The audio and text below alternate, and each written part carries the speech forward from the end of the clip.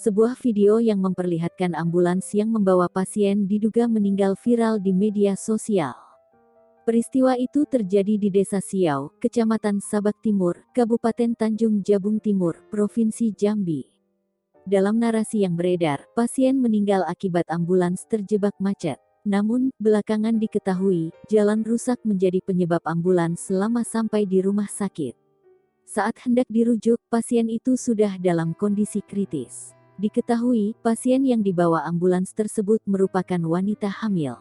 Terkait dengan hal itu, Kepala Desa Siau dan pihak Puskesmas Rantau Rasau angkat bicara.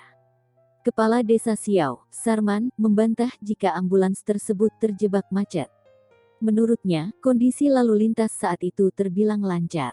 Apalagi kendaraan khusus seperti ambulans selalu menjadi prioritas. Sarman menambahkan, kejadian itu terjadi sekira pukul 18.30 waktu Indonesia Barat.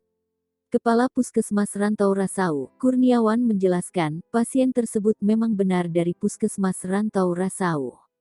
Pasien hendak dirujuk ke Rumah Sakit Umum Daerah (RSUD) Nurdin Hamzah karena mengalami gejala sesak nafas.